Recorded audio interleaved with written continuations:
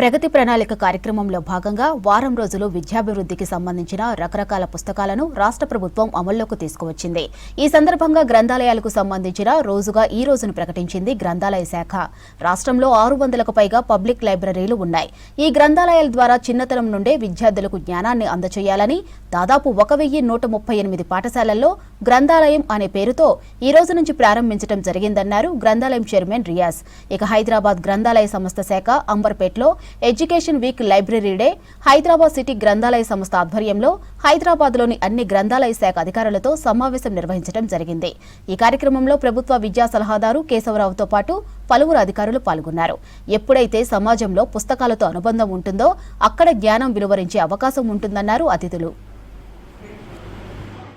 ఎక్కడ పోయినా ఒక పుస్తకం కనపడితే దాని హెడ్డింగ్ చూసేసి దాని టైటిల్ చూసి ఆ ఫస్ట్ ఇవన్నట్టు కొంచెమంత ఎగ్జామ్ పేజీ లోపల ఆథర్ గురించి, ఫస్ట్ పేజీ లోపల పుస్తకం గురించి ఆ మాత్రం చదువుకొని అది కొనుక్కునేట్టు పేపర్లో చెప్పినట్టే. నాకు వర్స్ట్ డే అంటే జీవితంలో అన్నిటికన్నా డార్కెస్ట్ డే ఏది అంటే మా ఇంట్లో దొంగతనం ఏమీ కాలేదు. ఒక ఈజీగా 2000 పుస్తకాలు దొంగతనం. అది కొత్త ఇల్లు కట్టించుకుంటున్నావు, నేను ఉన్న ఇల్లు వేరే. ఇక్కడ ఫస్ట్ లైబ్రరీ పంపించిన అప్పుడు నా దగ్గర 3-4 పుస్తకాలు ఉన్నాయి. 3-4 చిన్నది కాదండి. ఈ లైబ్రరీలు 4-5 లైబ్రరీలు కలుస్తూ అవుతుంది. దాంట్లో ఎవరో ఆ ఓల్డ్ బుక్స్ అమ్ముతారు కదా. నేను ఓల్డ్ సిటీ ఓల్డ్ కాబట్టి అక్కడ తీసుకునేది. మా ఇది కూడా చెప్పిన వాటి మీద అయ్యా నీకు ఎంతంత డబ్బు ఇస్తా, అది ఎక్కడ మీరు చెప్పు మంది కొనుక్కుంటారు కాబట్టి. ఎందుకంటే వేరే బుక్లో పిటి రాజు, శోభనహార్ వాళ్ళ రాసిన బుక్స్ అక్కడ పోయింది టు స్పీక్ అబౌట్ మ్యానుస్క్రిప్ట్.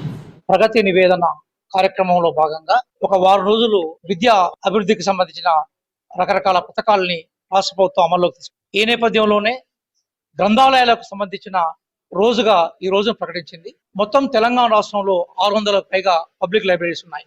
ఈ గ్రంథాలయానికి సంబంధించిన అంశాలన్నీ చిన్నతనం నుంచే విద్యార్థుల ద్వారా సమాజానికి పరిచయం చేయాలని దాదాపుగా 1138 పాఠశాలల్లో ప్రతి పాఠశాలలో గ్రంథాలయం అనే పేరుతోటి గ్రంథాలయానికి సంబంధించిన స్థాపనకు ఈరోజు ప్రిన్సిపల్ సెక్రటరీ యోగితారాణ గారు, అలాగే ప్రభుత్వ విద్యా సలహాదారు కేశవరావు గారు, అలాగే పాఠశాల సంచాలకులుగా ఉన్న నవీన్ నికోలస్ గారు, వారితో పాటుగా మా గ్రంథాలయ సంచాలకులుగా ఉన్న శ్రీహరి గారు, హైదరాబాద్ జిల్లా గ్రంథాలయ సంస్థ చైర్మన్ గా ఉన్న ఉపేంద్ర రెడ్డి గారు, వారితో పాటుగా మా గ్రంథాలయ సంస్థ కార్యదర్శి ఉపజా గారి సాక్షిగా డాక్టర్ రియాజ్ గా ఈ రోజు దాన్ని మేము అఫీషియల్గా అనౌన్స్ చేశాం.